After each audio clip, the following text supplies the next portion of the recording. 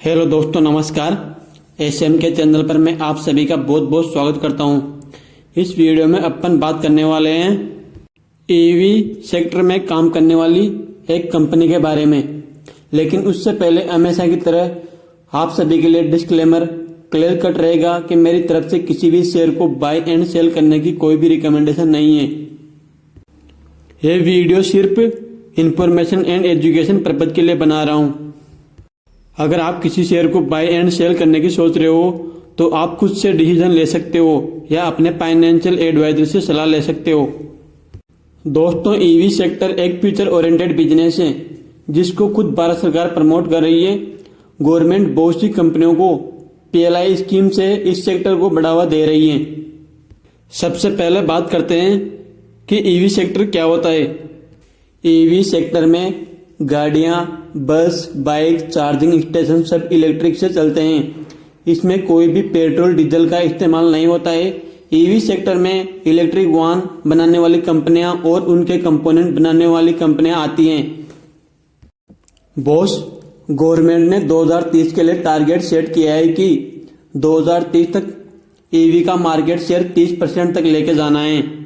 इसमें आप देख सकते हो कि भारत सरकार ने 2030 तक देश में इलेक्ट्रिक वाहनों ईवी के विस्तार के लिए बहुत ही महत्वाकांक्षी लक्ष्य निर्धारित किए हैं। नीति आयोग के रोड मैप के अनुसार मुख्य लक्ष्य कुल वाहनों की बिक्री में 30% हिस्सेदारी इलेक्ट्रिक वाहनों की करना है। अगर आसान शब्दों में बोलूं तो दोस्तों, गवर्नमेंट का टारगेट है कि अगर 2030 में 100 वाहन बिकेंगे तो उन 100 में से 30 वाहन इलेक्ट्रिक व्हीकल के होने चाहिए।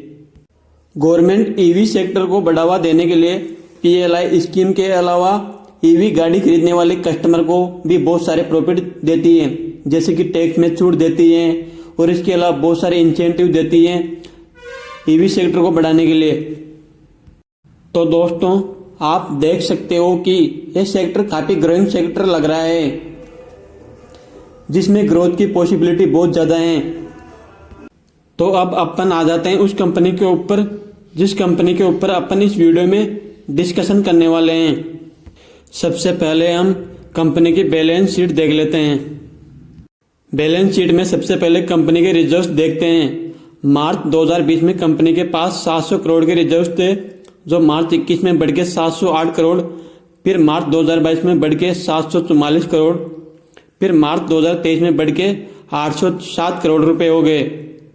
मार्च 2024 में फिर बढ़ के 881 करोड़ और फिर मार्च 2025 में बढ़ के 1016 करोड़ और अब सितंबर 2025 में बढ़ के 1089 करोड़ रुपए हो गए। अब कंपनी के बोरोइंग्स देख लेते हैं। बोरोइंग्स का मतलब होता है दोस्तों कर्जा। मार्च 2020 में कंपनी के ऊपर 30 करोड़ का कर्जा था, जो मार्च 21 में घट के 8 करोड़, फिर मार्च 2022 में बढ़ के 67 करोड़ और मार्च 2023 में बढ़ के 134 करोड़ रुपए हो गया। मार्च 2024 में 121 करोड़, मार्च 2025 में फिर 255 करोड़ और सितंबर 2025 में कर्जा बढ़ के कंपनी के ऊपर 367 करोड़ रुपए हो गया। जैसा कि कंपनी के रिजर्व्स आगे बढ़ते जा रहे हैं, उसी तरह कंपनी के ऊपर कर्जा भी बढ़ता जा रहा है, लेकिन कंपनी के ऊपर कर्जा इतना ज्यादा नहीं है। अब कंपनी के प्रॉफिट एंड लॉस देख लेते हैं। प्रॉफिट एंड लॉस में सबसे पहले कंपनी की सेल्स देखते हैं। मार्च 2020 में कंपनी की सेल्स 201 करोड़ रुपए थी, जो मार्च 2021 में बढ़ के 281 करोड़, फिर मार्च 2022 में 593 करोड़ और फिर मार्च 2023 में बढ़ के 1091 करोड़ रुपए हो गई।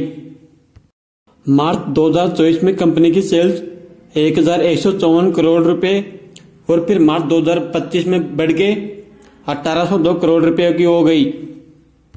कंपनी के ऑपरेटिंग प्रॉफिट की बात करें तो मार्च 2020 में ये 5 करोड़ था, जो मार्च 21 में 20 करोड़, मार्च 2022 में बढ़ के 85 करोड़ और फिर मार्च 2023 में बढ़ के 141 करोड़ रुपए हो गया। मार्च 2024 में कंपनी का ऑपरेटिंग प्रॉफिट बढ़ के 166 और 2025 में बढ़ के 262 करोड़ रुपए हो गया। तो दोस्तों, कंपनी की सेल्स ईयर ऑन ईयर बढ़ रही है और उसी के साथ साथ कंपनी के ऑपरेटिंग प्रॉफिट भी बढ़ रहे हैं। कंपनी के नेट प्रॉफिट की बात करें तो मार्च 2020 में 14 करोड़ का नेट प्रॉफिट था, जो मार्च 2021 में घट के 8 करोड़ और फिर मार्च 2022 में बढ़ के 35 करोड़, मार्च 23 में 67 करोड़, मार्च 2024 में कंपनी का नेट प्रॉफिट बढ़ के 79 करोड़ और फिर मार्च 2025 में कंपनी का नेट प्रॉफिट बढ़ के 139 करोड़ रुपए हो गया। तो कंपनी के नेट प्रॉफिट भी ईयर ऑन ईयर बेसिस पर इंक्रीज कर रहे हैं। अब बात करते हैं कंपनी के क्वार्टरली रिजल्ट के बारे में। क्वार्टरली रिजल्ट में अपन सबसे पहले देखेंगे कंपनी की सेल्स। दिसंबर 2024 में कंपनी की सेल्स 515 करोड़ रुपए थी, जो मार्च 2025 में घट के 449 करोड़ रुपए हो गई और फिर जून 2025 में वापस घट के 347 करोड़ रुपए हो गई। अभी सितंबर 2025 में कंपनी की सेल्स वापस इंक्रीज होके 757 करोड़ रुपए हो गई।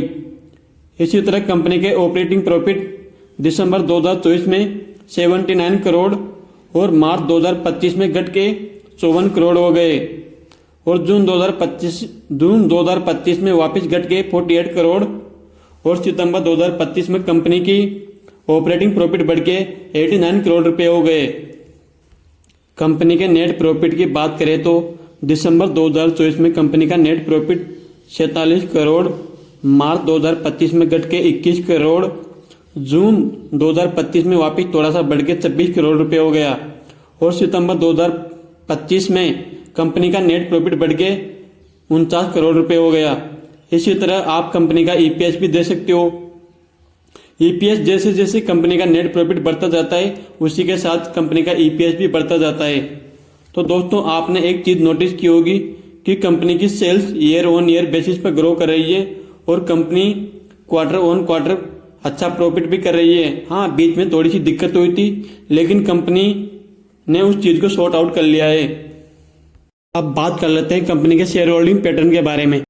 शेयर होल्डिंग पैटर्न की बात करें तो प्रमोटर के पास सितंबर 2025 तक कंपनी की 50% होल्डिंग है, जबकि एफआईएस के पास सितंबर 2025 तक 7% की होल्डिंग है और डीआईएस के पास 0.69% की होल्डिंग है और पब्लिक के पास इस कंपनी में 42% की होल्डिंग है।